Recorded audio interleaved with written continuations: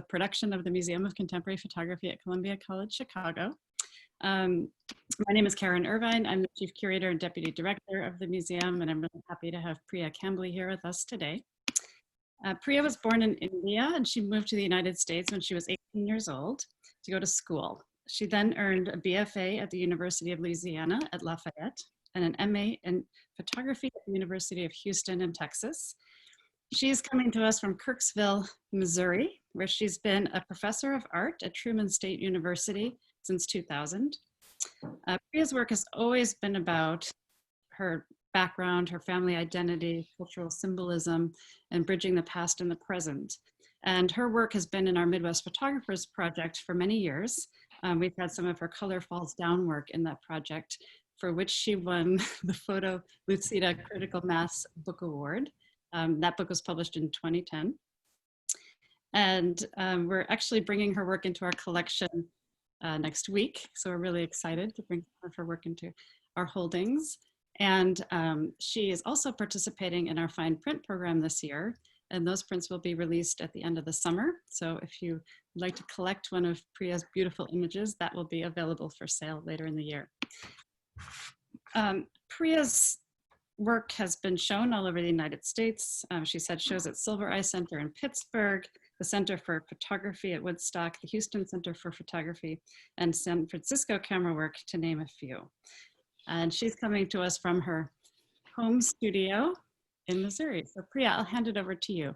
Before Priya gets started with her presentation, I wanted to invite everybody to please submit questions. Please use the Q&A box to enter them in, and then I will read them to her either as we go, if it seems relevant, or after she's done kind of presenting her work in studio to us. So thank you, Priya, for being here. Thanks. Okay, hi. Hi, everyone. Welcome to my home. I actually don't have a studio. I've never had a studio. I always work from my home here in Missouri. And then I have separate spaces on the university for production. I have a dark room there. And I have an attic upstairs, which is sort of the same length of the house. So there's storage, but the light in it is really horrid. So we don't actually work up there. So I thought I figured I'd start by first introducing my daughter, Soha, who's here with me. And then I'd show you a little bit about my space. I'll show you my house a little bit, how I work, where I work in it. And then I'll give you a brief introduction to the work. I think Karen can ask me questions while that's happening. And then I'll tell you what is happening in the studio / my home right now in terms of what I'm working on. So I'm currently in my dining room. And you can see I have these beautiful, gorgeous windows through which the light comes in. I live in a 100-year-old bungalow that I love. This is my living room, and you can see my copy stand kind of lives there. It doesn't have any other place to go. It kind of gets schlepped around from one place to the other. I have some artwork up here. This is David Taylor's print, which I love. And Hannah Fraser had sent me Susan Upton's print as a thank you note from Lightwork when she was there. And then I have Zora Murph's print down here. So I have good friends hanging out with me here. And then my favorite piece of all is this. This is my daughter's drawing that she made when she was in preschool. She was 4 years old. And she made, this is a tea kettle, because our ritual every day, every morning is to wake up and make tea. This is my desk in the dining room right now. We're not working at the university, as most of you know. And so we've shifted and moved in here. And from my dining room, this is where all my production happens, and this is where all my pieces sit while I wait for the perfect light to come in to work. And then this is my kitchen from which all my material, flour, spices, all things come into play at. And then you can kind of go in the back, and on the other side are the private spaces. So this is my home and my workspace. As you can see, I work predominantly in here. I barely ever leave the house to make work. I'm I have been doing that recently, and not because I'm doing anything fantastic in terms of going out in the world and photographing the world. I'm making cyanotypes, and they do better out in the sunshine rather than in light that's sort of getting diffused coming in. So today I'm going to share sort of my work with you. And can you guys see my screen?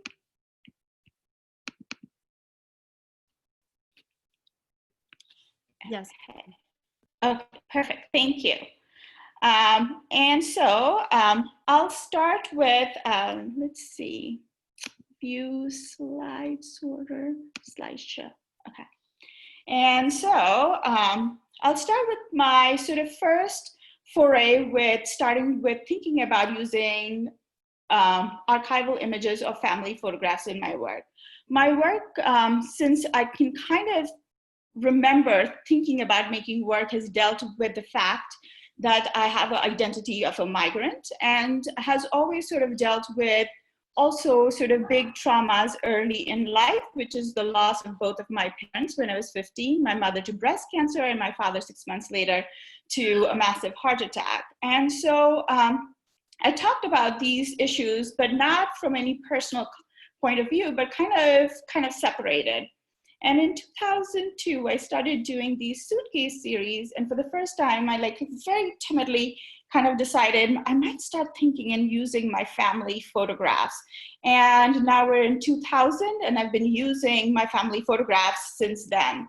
So since its inception that I can remember, my work has always dealt with my identity as a migrant, my coming to the States, my loss of my parents, and then the family photographs that I brought with me when I came here at age 18. So this is the suitcase series, and very quick thing about it, it's this idea of what do you pack in your suitcase so that you sort of distill your life and all the objects in your life, and you try to bring with you, packed in this very finite space, things that will be reminiscent of the past, and things that will help you for the present and future, you know, so those kinds of questions, but very poetic approach to it, not anything literal. So this is my series, Color Falls Down. I'm gonna quickly go through this work. Feel free to drop me questions when I'm going through them, and I'll talk about them. So Color Falls Down started in 2006. This is sort of my work that I feel kind of put me on a map in a certain way, and I don't even know what that means, except that I think I became much more confident as an image maker in the process of making this work, and kind of found what I needed to do or wanted from my own practice. So this work, in this work, the name of the series, Color Falls Down, comes from actually a Bollywood movie. And this work was published by PhotoLucida, as Karen mentioned, and one of the things that they wanted was an artist statement, which I had to figure out how to write very quickly, and also a title. And I remember thinking about a title and saying to my husband, like, Aaron, like, what should we name this series? And he would come up with like the immigrant blah, the migrant blah, and I would just, every time he'd say something, I'd roll my eyes, right? And he was just like, whatever. And so he was like, I'm done. And so while we were putting the body of work together to send to PhotoLucida, I had this all out on my dining table, which is where I'm sitting right now, all the prints. And it was just this massive, massive amount of color. And this is happening in December, and I'm looking outside my window, and it's stark white, it's snowing. I'm in the Midwest, Missouri. And so it was a really interesting contrast between this color on my table and then white outside. And all I could think was this song that had been stuck in my head, and it goes, Rang barse, bhige, bhige, chunar wali, rang barse. And so Aaron was like, what are you singing? And I said, I'm singing a song about color, and how in Holi, when we throw color up in air, it all kind of drizzles down. And so that's where the name Color Falls Down for this series comes from.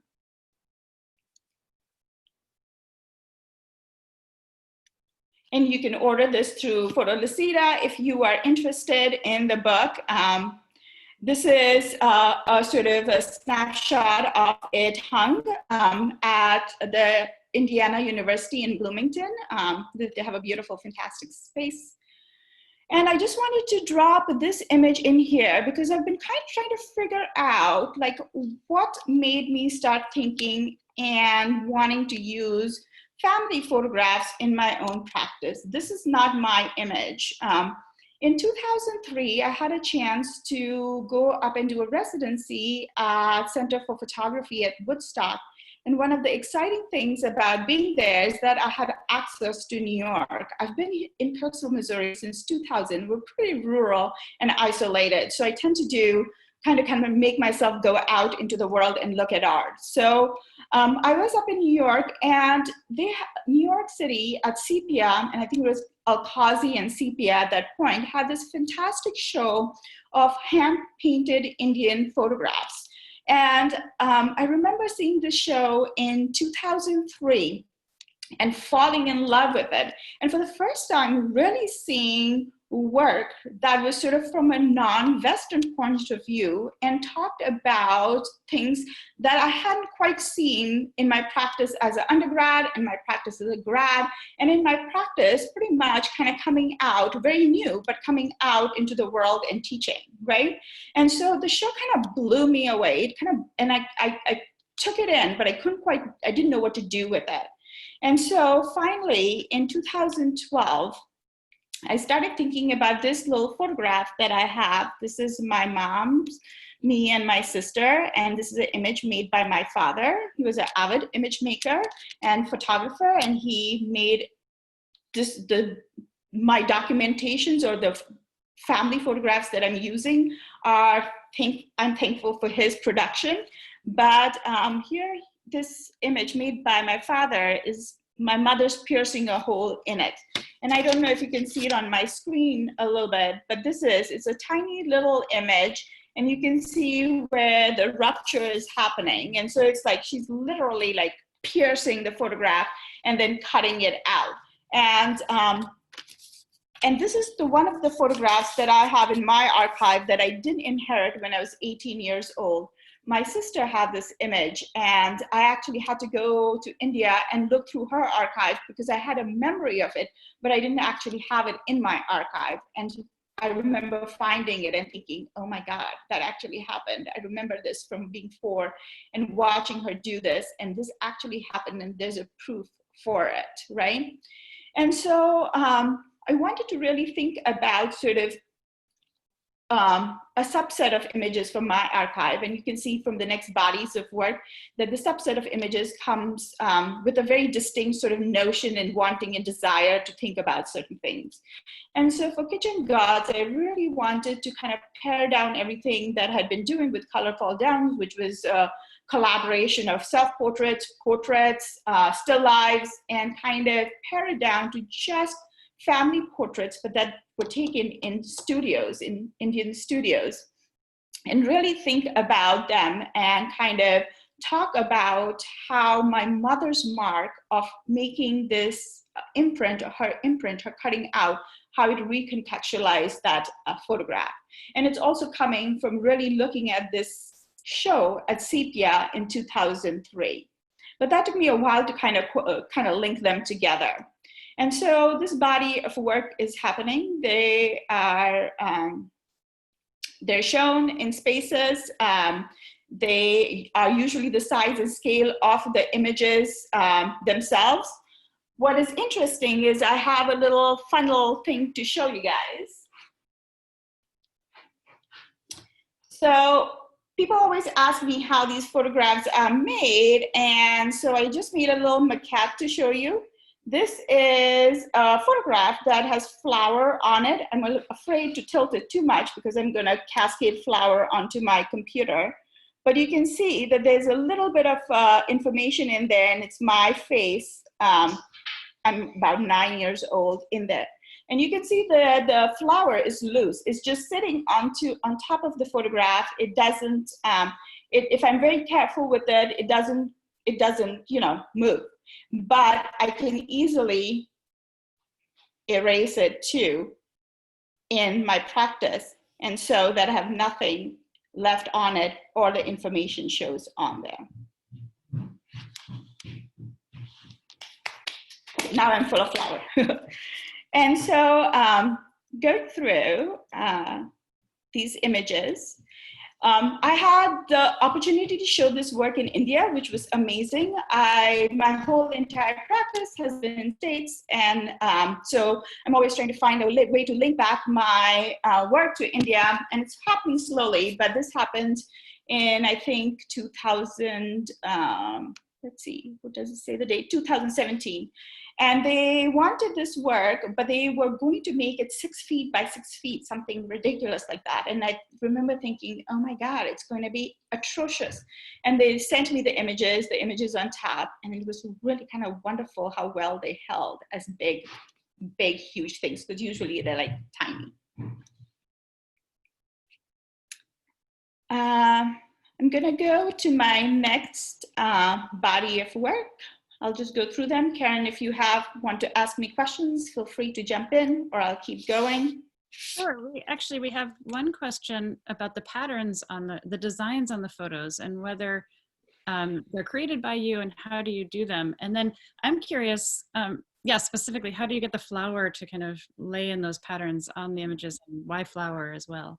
Yeah. So I have little stencils to show you guys. So I have these stencils that I had made for myself.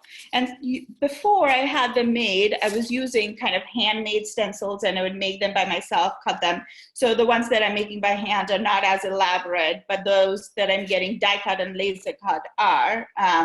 And so I'm just sifting flour through it. I have like everything handy around me. And so I'm just basically like, this is my little thing. I just put flour in it, and it just kind of gets sifted onto the photograph. And so the stencil lays onto the photograph, and then I sift flour on it. And I keep doing this till I like it. So if I do one thing and I don't like it, then I erase the flour gets erased, then try again, and 20th try, I think I like the second one that I did the best, but there's no way of recreating it ever again, So then I try as best as I can to do the second one to my best ability, and realize at some point that this is so futile and that I should live with what I have. So that's what usually happens with that. In terms of patterns, the patterns that you see in my work are coming from textiles. Pattern is a big part of sort of my identity, as my cultural identity, but just as my identity, I feel as a human, as a woman who just loves pattern. And also, every time I go to India, the things that I can simply bring with me are things that I can fold and tuck away and put away in my suitcase. And so anything textile is very easy to bring back. So I bring those textiles with me. What I'll do is I'll pick up a motif or something that I like in a pattern, and then I'll recreate that pattern, and I have it laser cut, or I'll have it hand cut, depending on how intricate it is, and then use it in my work. Great, thank you. There's a lot of curiosity about the flower. Yeah. Well, I should talk about the flower, right? Right, so that's one question, the reason behind the material. And then another viewer is asking, is it a way to add an edible layer, as if you can metabolize the memories or take it into you? Yeah.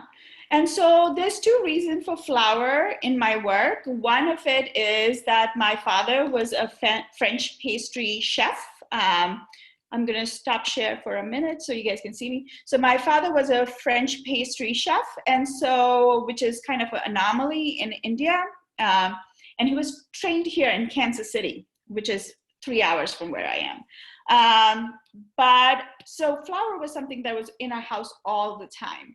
But I also like flour because, I have flour all over me, because in India, we do these little drawings on a threshold to mark an auspicious moment.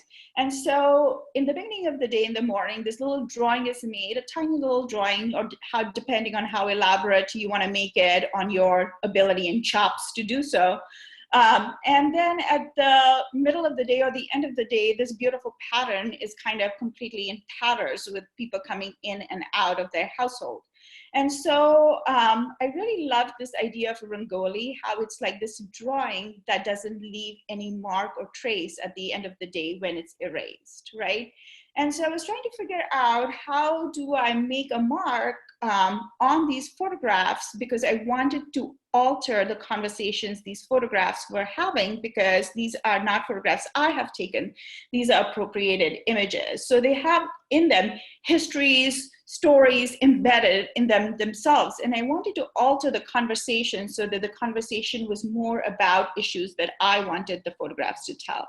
So I was trying to figure out how to make a mark onto those photographs so that I could sort of obscure the way that my mother was obscuring her face, but at the same time, to shift and recontextualize the stories that were embedded in the photographs themselves.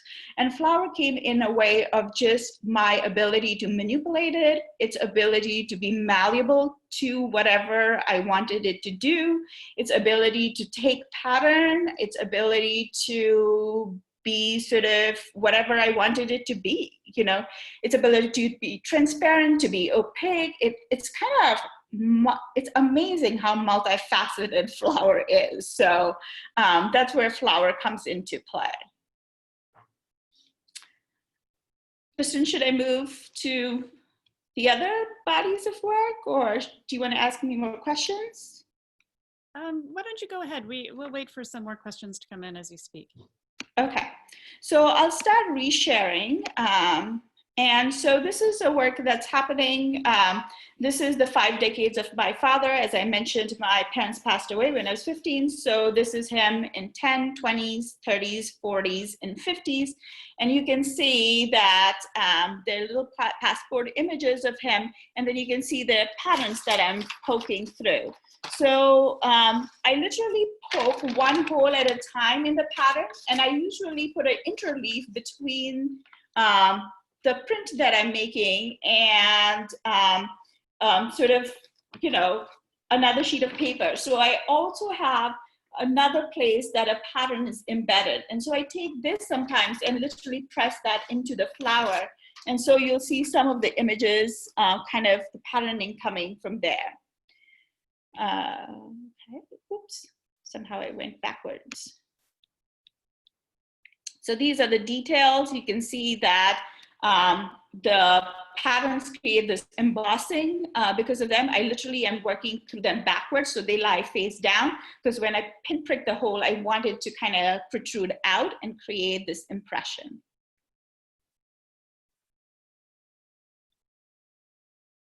And so then I started working actually on, at some point I realized I was doing all these tactile things and realizing that when I photograph it, the tactileness is lost. I lose sort of the ability to kind of touch things, the ability to smell things, the ability for things to kind of, you know, flutter, float, and fly around me, right?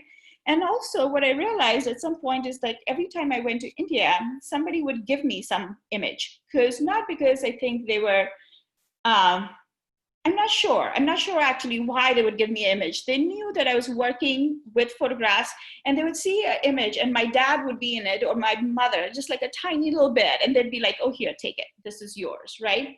And I also inherited my aunt and uncle, my mom's brother and his wife. They didn't have any kids. And so all their photographic inheritance was sort of given to me and my sister, because my sister was the caretaker. And she didn't want it. And at some point, I inherited all of this because I wanted it. So this is my mom's brother's wife. And so I started getting these images, and I didn't know quite what to do with them. I wanted to use them in my work, but it felt kind of odd using them. And so its own series started. What I started doing was actually starting working with the artifact themselves. And so I'm poking holes in the artifact itself and sort of kind of creating an object out of them. So they're like really tiny. You can see they're about this size. Let me see if I can shine a light through those. And you can see when I shine the light that they kind of illuminate and glow, right? And so this little series started happening because I started thinking about this idea and desire of why a photograph is taken in the first place. It is sort of an act of documentation, but it's also an act of vanity, this act of like, I will be, my memory will remain, or,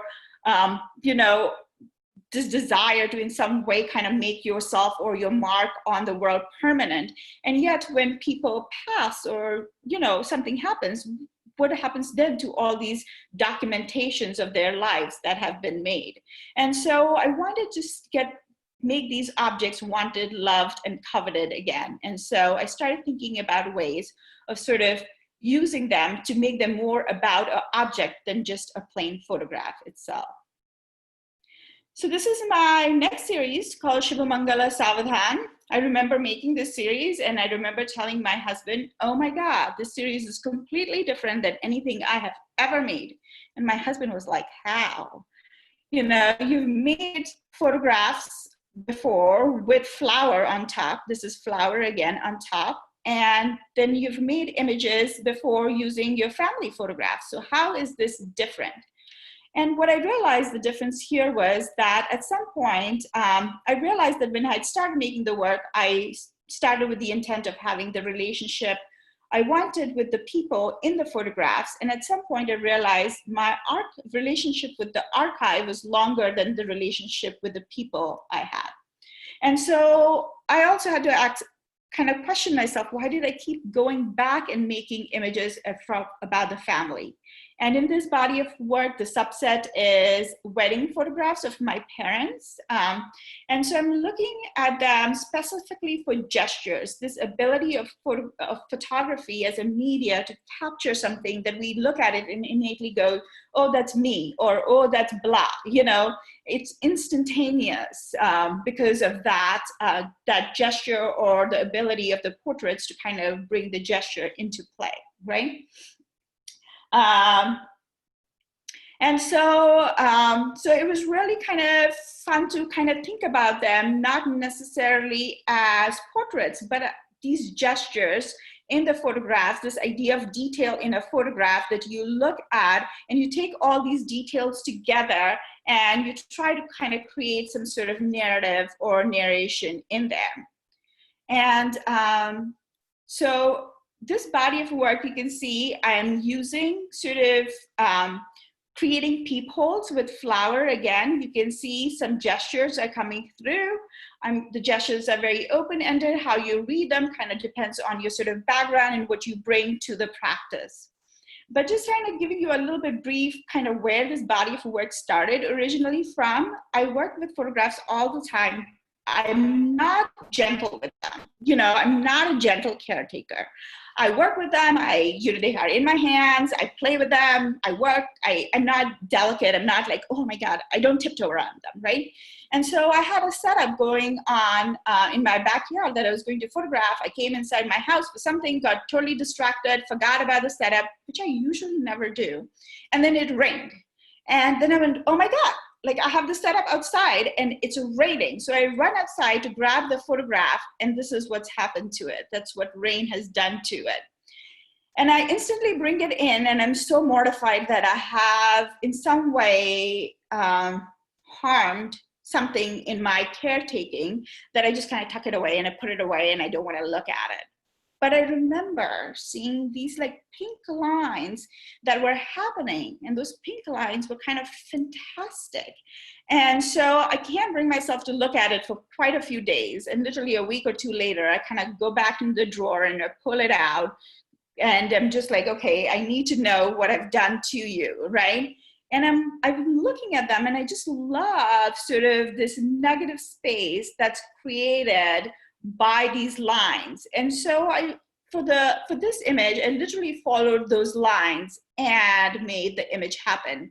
And once I started working with this one, I started thinking about the gestures and things in the photographs itself and started seeing how I could bring them out. I have another little fun little piece. So, I don't know, I'm gonna stop share so you can see me. Okay, So I have another one where I've made this, and you can see this flower on top here. You can see that it's pretty bland, frankly. And so I always get asked what is the actual product? Is it this ephemeral thing that I've created, which cannot have a life on its own? It's going to die literally by the sheer fact that it's going to sit on my kitchen counter and it's going to break itself down, or the photographs. And I always tell people, actually, this object by itself is not that exciting. You can see the pattern is in there, but the pattern doesn't quite work. The reason the photograph is the finished object because the light in these photographs are what make the pattern work. The light, that's the raking light, makes it wonderful. Karen, do you have a question for me? I was just going to try to catch you before you stopped sharing your screen, because I wanted to ask you to hold up that little picture with the pinpricks and shine the light through on a larger screen so that everybody can see it in more detail. Yes, I can do that. So this one, oh, I still have my light going through. And you can see.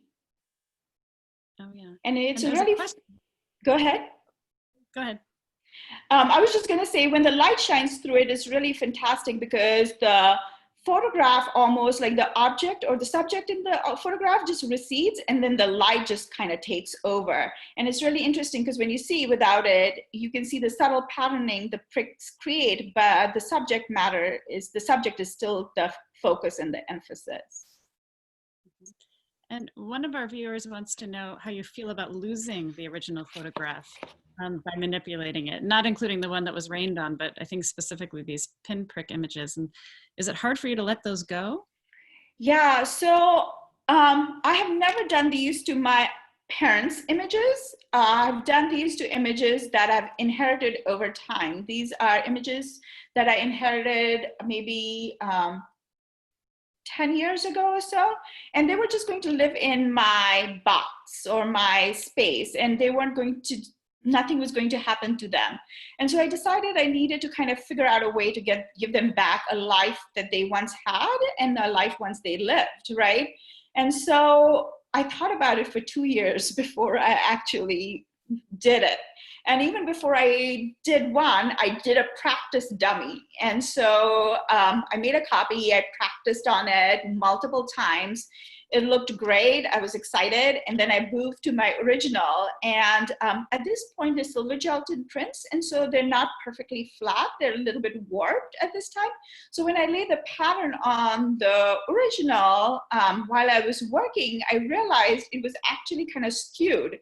And I was like, oh my God, like, my pattern is not going to show up like this symmetrical, beautiful pattern that I have. It's going to be a little skewed. And I remember looking at my husband going, I have messed this up.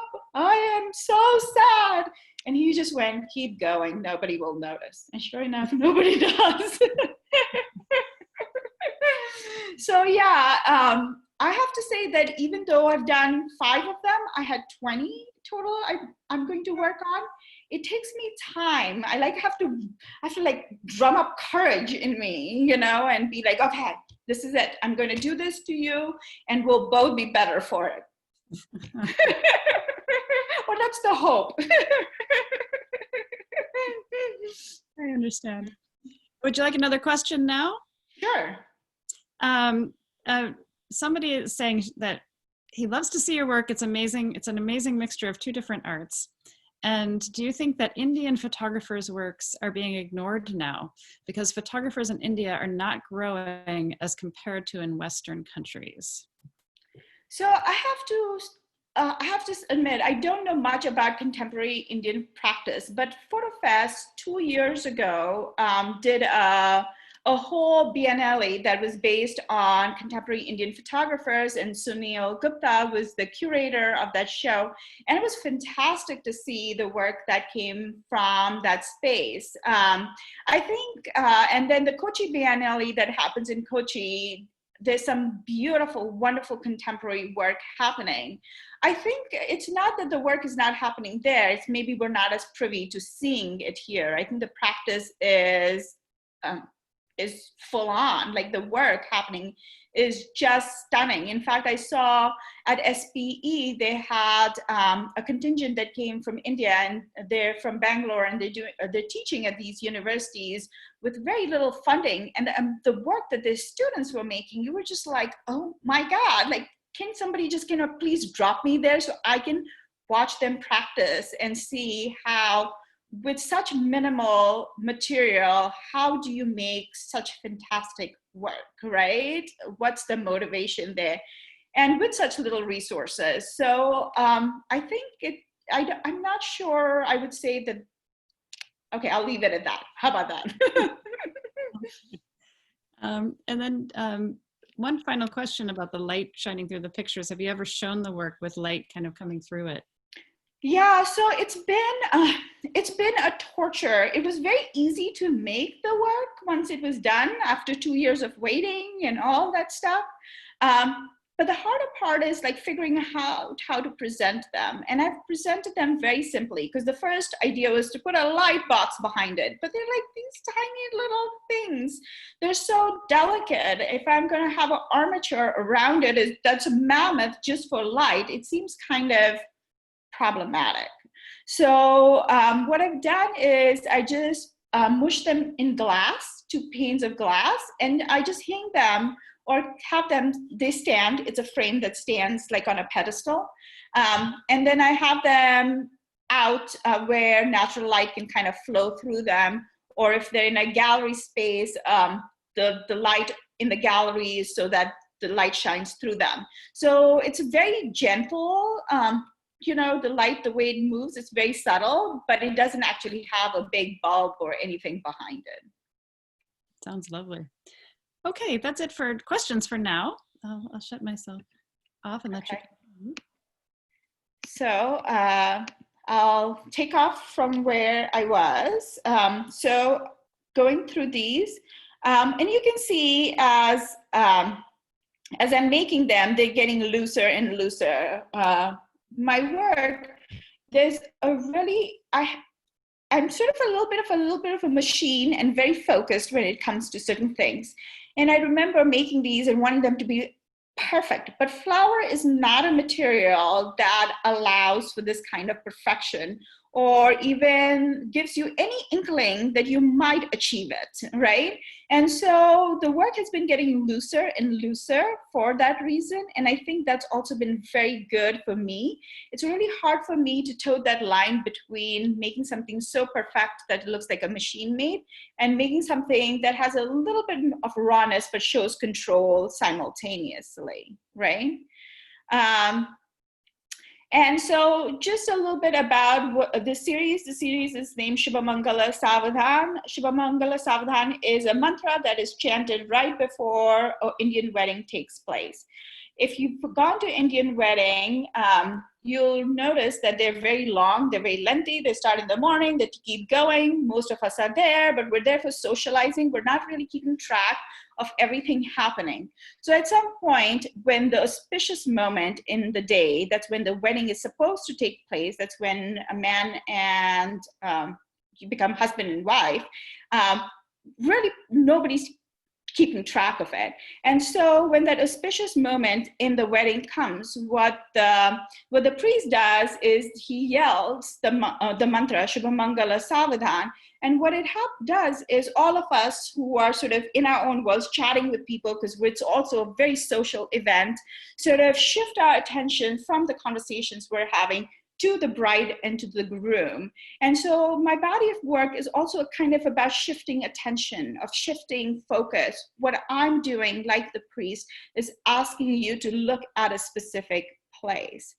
And I'm going to chant that mantra for you guys one time so you can kind of hear it. So it goes, Shubhamangala Savadhan. Sorry. So it's chanted multiple times, and what it does, it brings the attention and energy and focus of everybody in the audience to the bride and groom.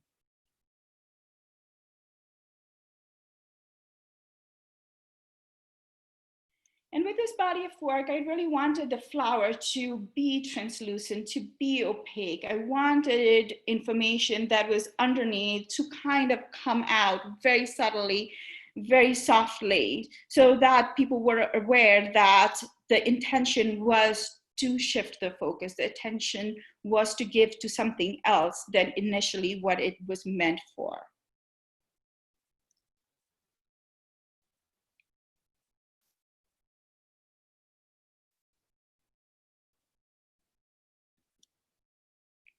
And so this is my latest series that's, I think, done. I'm not sure, but this is the series Buttons for Eyes.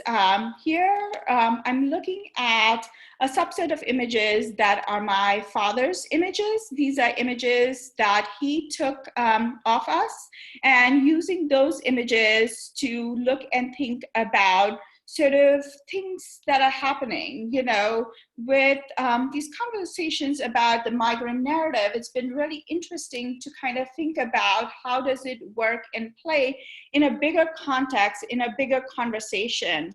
A few years ago, I had the opportunity through Society for Photographic Journals, SPE's photographic journal, to have this work published. And the work that was published was Kitchen Gods. And I asked Jody Throckmorton to write an essay about this work that went along with the images. And she wrote this beautiful essay, and it was really interesting that she kind of put it a little bit in the political context of sort of how with the anti-immigrant rhetoric in play, works like mine were very necessary to give sort of a very sort of humane personal perspective of a migrant narrative. And that was kind of really interesting to think about, because I've always thought of my work as very domestic, very humble, sort of everyday, right? And so kind of to put this work in a context of a bigger conversation was something that was really quite striking to me, because I felt like Jody had written this and kind of given me space in certain ways, but also had given me like a baton. She had passed it on. She was like, okay, now you need to have these conversations so that, you know, there's always these underlying things that we're thinking and talking about, these brown bodies in play, and how do you kind of bring them, or at least I felt like that baton meant, like, how do I make those sort of those questions and conversation percolate a little bit more to the surface. And so I'm trying that with this body of work and trying to see those conversations that have always been embedded, but family sort of being on the top layer, if I can kind of shift those and push some things back and pull something up and kind of have these conversations in play. In this body of work, the color is very saturated. It comes from working in a light that's a 15-minute light right before the light shifts in the evening. And so I literally wait for the light to happen. And in the 15 minutes that it's shifting, that liminal space, I'm working like a mad person trying to photograph and kind of make things happen. The name also Buttons for Eyes comes from the fact that when I was little, my mom would always say, Priya, where is blah, blah, blah? And I'd be like, I have no idea where it is. And she'd be like, it's right in front of you. And I'd be like, okay, so moving on. But anyway, so this quest of her asking for things and me never knowing where things are sort of led her to always say to me, do you have eyes or do you have buttons for eyes? And so I thought, with this body of work, really kind of thinking about sort of this conversation of anti-immigrant rhetoric, the idea of sharing our personal stories with the intent of sort of tying our humanity together, the name sort of felt appropriate to that. I'll talk about this image a little bit. This is a letter that I wrote to my father. I'm, I think, about 7 or 8 years old. It's an aerogram, so there are 3 sides to it. This side, that's mine. This side, that's my sister. And on the back, it's my mother writing. So all 3 of us, these 3 women are writing. And so it goes from the youngest me to the oldest her. And so I get to write, and I don't know what to write to my father. You know, I'm trying to figure out what this whole thing is. It's the first letter. I remember writing it. And I remember doing this. It's the first letter we're writing. And so start off in English and pretty quickly realize that I have no command or control over this language to actually write a letter in it, and pretty quickly change. And on the other side is my sister writing, and she's basically dishing everything I've written on this side. She's basically saying everything I've written is total crap, is total baloney. So when I saw this artifact, my first instinct was to cover hers up. And not that you guys would know as a Western audience what is written, but I knew what she had written. And so my first instinct was to cover it up, right? And so it was like this, instead of blackout poetry, it was like this whiteout, like completely wiped out using rice to kind of do that. And once I did that, I kind of looked at what I'd written and I was like, she's right, it's all baloney. And so I'm erasing what I have written too simultaneously. But it was really interesting to kind of think about this little phrase that was in there, I am working hard. And I made this image in 2017. I was on sabbatical, and I don't know how hard I was working when I was 6 or 7 or 8 years old. I don't really remember how old I specifically am here. But I was working really hard in 2017 creating work. Priya, what kind of a gram was that? Is that somebody wants to know if it's like, is it an aerogram? Like yeah, it's an aerogram. So it's like prepaid postage basically. And so you have this much space, you could write out as much as you could fit on it, and the postage was the stamp was already on it, and you just kind of folded it up and put it in the mailbox. And is the letter written in Hindi? It's actually written in Marathi, which is my mother tongue. Hindi is the national language, and then we have state languages, and so it's written in Marathi. Great.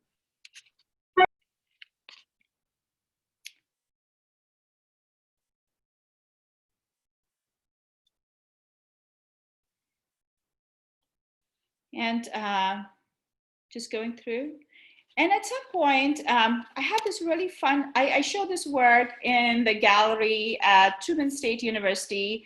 And at some point, I had the work up, and a friend of mine who's also a colleague and teaches in English here, she was like, why do you keep using this white flour? You know, can you like toast it or something before you use it?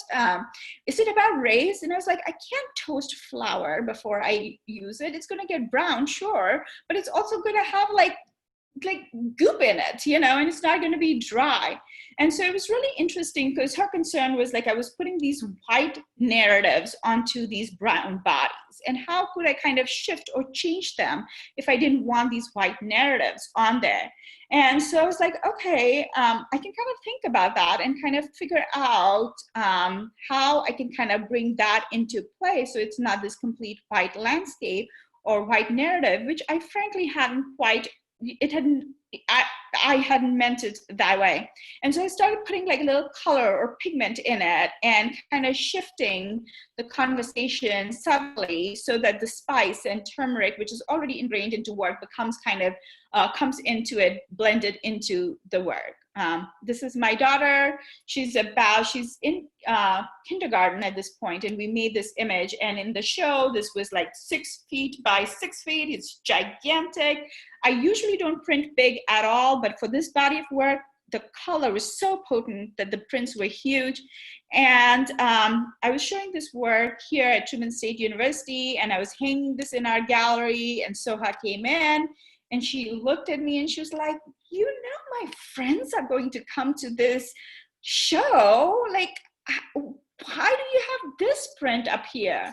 And so it was a really interesting conversation. Basically, we talked about, you know, I make all these private images, but they're very public because I'm having these big dialogues, these conversations about cross-culturalism. And so they become part of these conversations. And so she was still not quite like, she was kind of like, this is crazy. And so what we ended up kind of deciding was that next to this image, in which I am the image maker, and even though she's being photographed, I don't necessarily think of her as my collaborator necessarily, because I'm asking her to put the turmeric on her. I'm asking her to pose a certain ways. So my identity as an image maker is kind of stamped on here and on her. So right next to her images was a set of pedestal table where she put her own artwork, where she established herself as an artist, and her stamp as an artist was kind of stamped next to my image where my stamp as an artist was stamped. So this is how we sort of decided to kind of resolve that issue.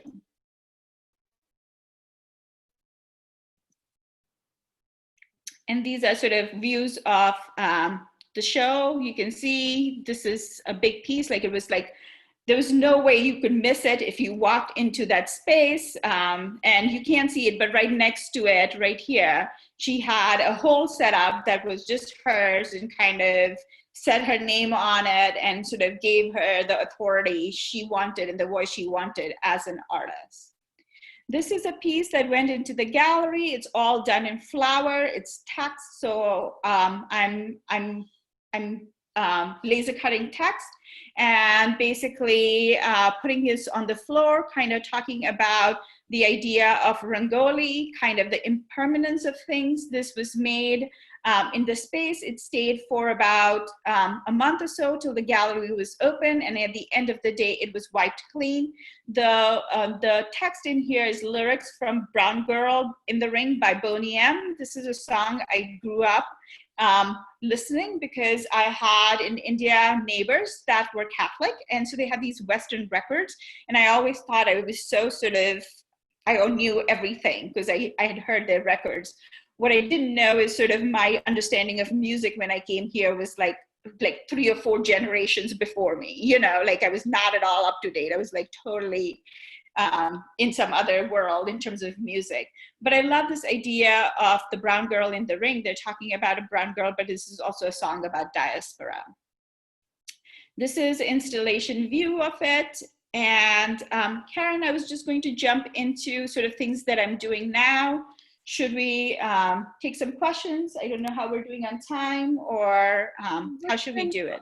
Yeah, I think just, why don't you continue and then we'll do questions at the end. We've got about 10 more minutes or so, and we just have 2 quick questions, so. Okay. So show us okay. So what I'll do is quickly talk about things that are happening in my studio right now. One of the things is in 2011, I gave up my Indian citizenship to become an American citizen. And because I never voted, India doesn't do absentee ballot. I came here at 18. There was no election in India when I left, and so I had never voted. And so when Barack Obama ran for the president, I was like, okay, if I'm going to vote for anybody, my first vote is going to count, and it's going to be for Barack Obama. And so I became an American citizen for that, but I had to give up my Indian citizenship and my Indian passport, because India doesn't do dual citizenship. It does it, but it's very complicated. And I just didn't have the brain power to, at that point, to navigate through that paperwork. I just had my second daughter. And so I gave up my Indian passport, and it came back stamped, passport canceled, as the holder has acquired foreign nationality. And it was really interesting to think about this sort of bureaucratic language that was sort of part of this conversation. That was a very emotional conversation for me. So what I'm doing is I'm going into the darkroom, I'm making silver gelatin prints, and then I'm cutting letter and text out of these prints. And as you can see over here, it says cancel holder, kind of making these compilations of ideas and thoughts and text in play with language in play. This is my passport. And then the foreign nationality, kind of playing with idea and text: forge, nation, reign, titan, grief, loan, refine, litany, fringe, hate. The other series that's happening right now are my altar series. I am literally making them now during shelter at home. These images are cyanotypes where I take objects that are from my altar. This altar is my mother's altar I brought with me here. And I'm trying to kind of think about ways to navigate this notion that I'm not spiritual, I'm not religious, but I'm really interested in these artifacts, and how do I kind of talk about them without religion necessarily coming into play, but these objects making a mark. So just to kind of give you an example, I have this wonderful little Ganesh that I use to make these images, and the way he sits on the cyanotype is like this. So the contact point is actually a circle there rather than the image of him. And so just some quick cyanotypes that are happening. And I'm going to stop share and I'll show you something really quickly. And so another body of work that's happening is my mother wouldn't ever let us touch her hair. It's one of those very esoteric things that she requested from us that we followed completely. And I'm going to show you a set of images, and I don't know if you can see it, but these are the images I'm working with, and I don't know if you can see it, but you can see that she's aging, but what's the fun part of it is that her hair doesn't ever shift or change much. So I'm making little weavings with hair, and so I'm taking her images and I'm literally, this is hair in there, and I'm kind of weaving hair in there, and that's the back of it. So that's what I have going on in my studio. Yeah.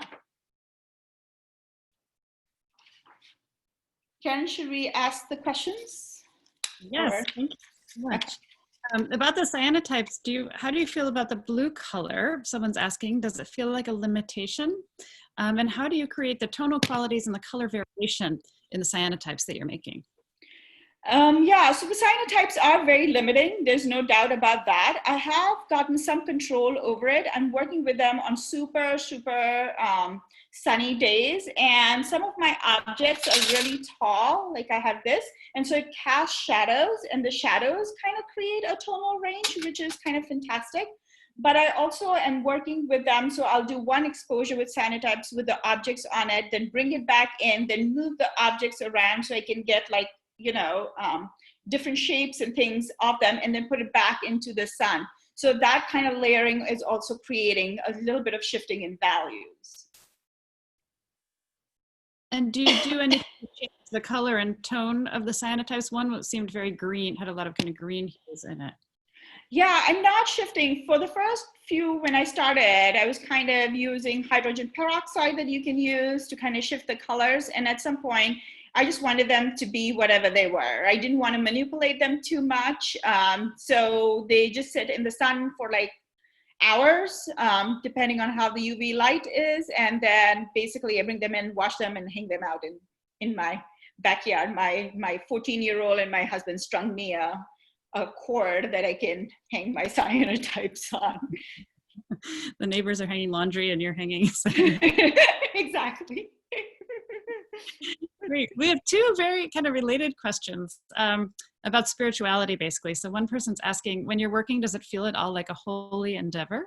And then a second question is, do you feel you're also appropriating spiritual practices even though you don't practice yourself? And yeah. if that's And, you know, I have to say, one of the person that's sort of influencing the work I'm making is I've been looking at work by Helma F. Clement. I always say that wrong, but so her work has been sort of, and her work comes from a really spiritual vein. I've been looking at her work and thinking about that.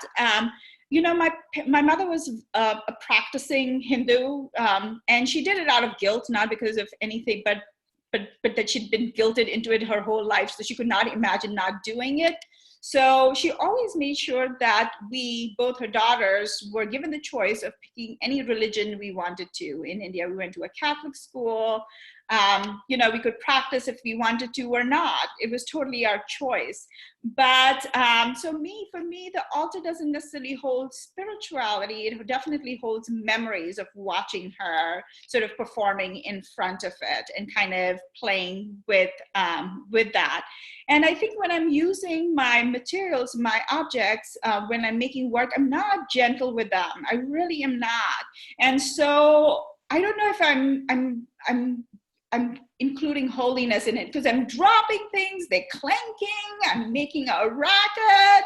I'm like, like going outside with all, it's like they're huge, they're 18 by 24, so they're humongous and they weigh, because you know I have all these things, they're precarious because I have something on this side and something on this side, but they're not weighted. I'm like going out with all this stuff, desperately yelling to somebody to open the door for me. You know, so there's nothing spiritual or anything about this. It's total mayhem and chaos while it's happening. And then like sitting outside and guarding them, because we have cats in our neighborhood, and I'm worried that somebody's going to eat my tiny little altarpiece by mistake, because some of them are tiny, you know. So I'm just like, for 45 minutes, I just stare at them.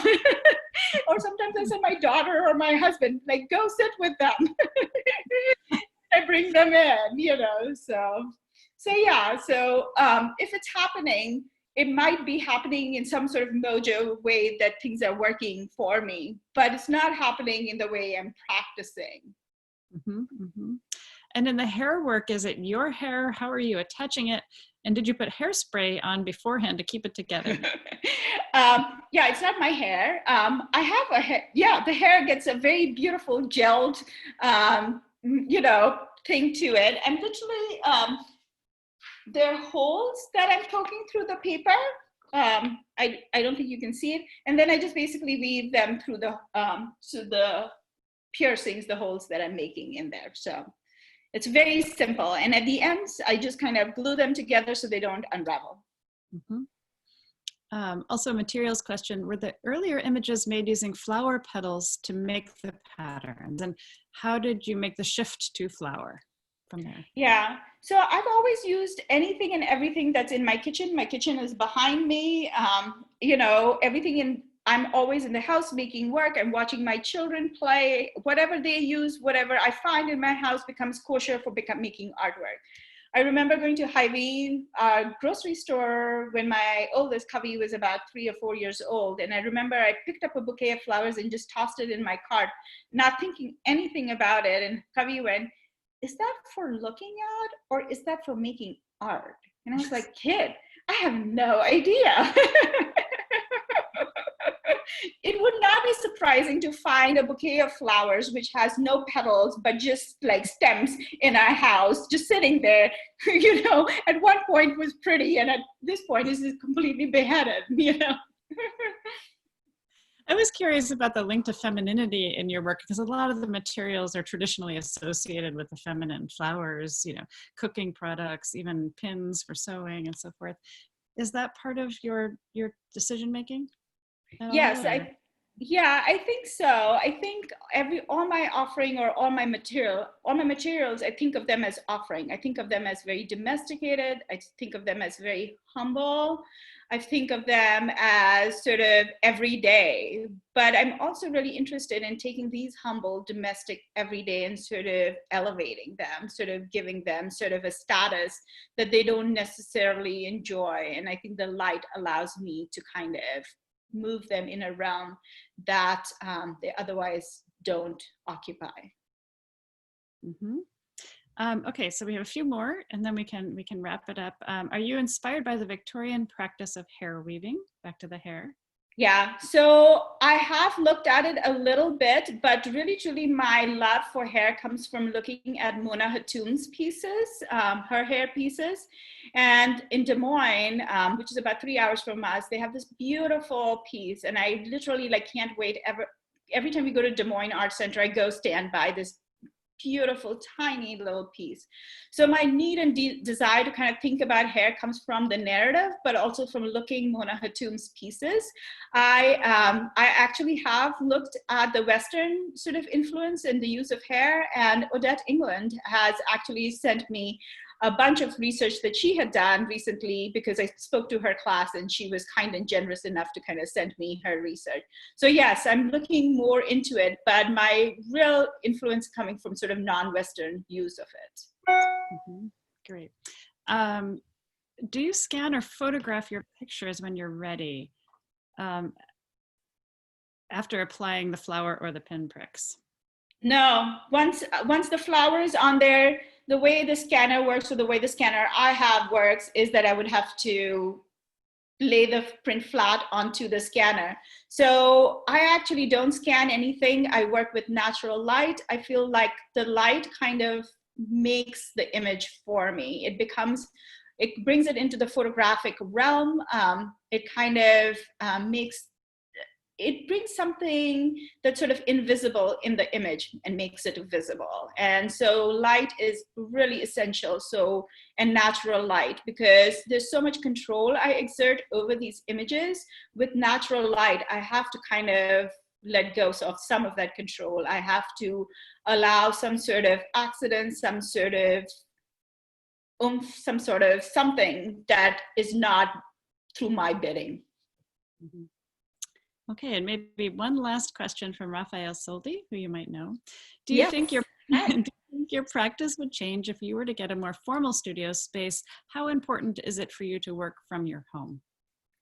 So the reason I started working from my home is I'm a homebody. I was always home. And then I had 2 young kids. It just seemed very practical to be where they were, right? And so to this notion that I would leave and go make work while I had no idea what chaos was ensuing at home just seemed kind of impractical. And so I needed to just figure out a space that I could just work, and it didn't matter to me who was running around next to me or who was doing what. I could just kind of work from there. And my kids know, like, they've never destroyed anything. None of my work that sits here has ever been destroyed. If it's been destroyed, it's by me. But my kids are getting older, and I think it would be lovely to kind of have just a designated space to kind of just put work up, because everything is usually like I work on the dining room table. Last night we had Catan on it, so I had to like move the game board, and set up my things on it today. And then today I'll move it back out, because tonight we want to play, because we're all quarantined and we're trying to find something for my 14-year-old to do.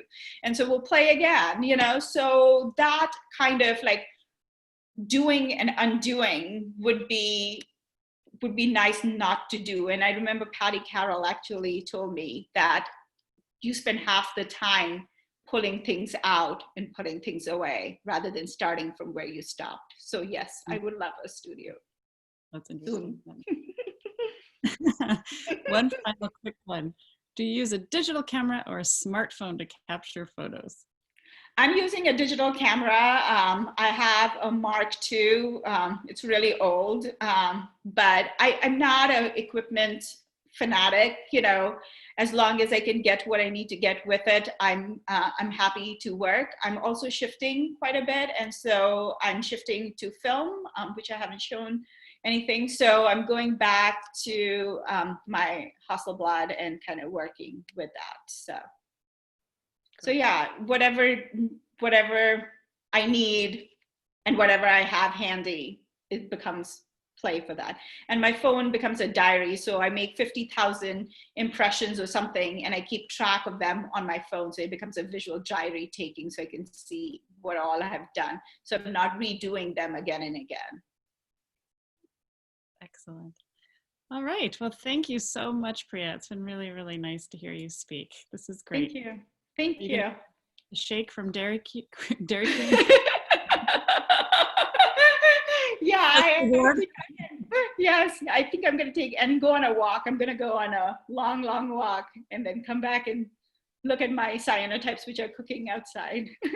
Well, I wish I could be there to take you to lunch to thank you, but thanks very much. And thanks everybody for being here with us. Thank Have you a nice so much. Bye. Bye.